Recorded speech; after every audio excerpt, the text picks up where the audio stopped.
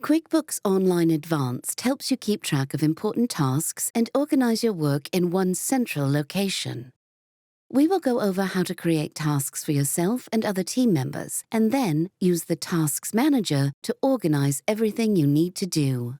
To start, select Tasks from the Get Things Done tab. Note that your navigation may look like this. This is where you track the tasks for you and your team. If you are an admin user for your company, you will see everyone's tasks. But you can filter them by different options, like created by users, created by QuickBooks, due date, and so on. If you are not an admin, you only see the tasks you have created, or the tasks assigned to you. The Tasks Manager lists all the tasks by due date and who they are assigned to. There are two reasons a task might appear in the Tasks Manager. QuickBooks generates some tasks automatically based on your company's workflows. For instance, if there is an automated workflow to approve invoices before they are sent to customers, and you are assigned to perform those approvals, you will see a task anytime the workflow is triggered. Just select the task that QuickBooks has created for you and take the next step to complete it. You can also manually add custom tasks in the Tasks Manager.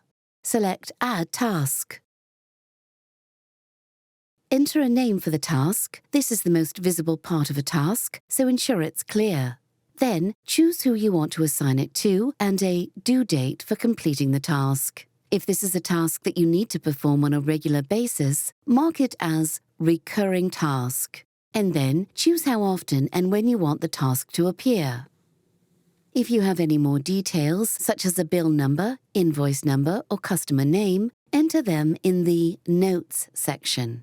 You can also select Upload Document or Select Document if you want to share or keep track of any documents related to the task. Select Document if you want to attach a document you have already uploaded.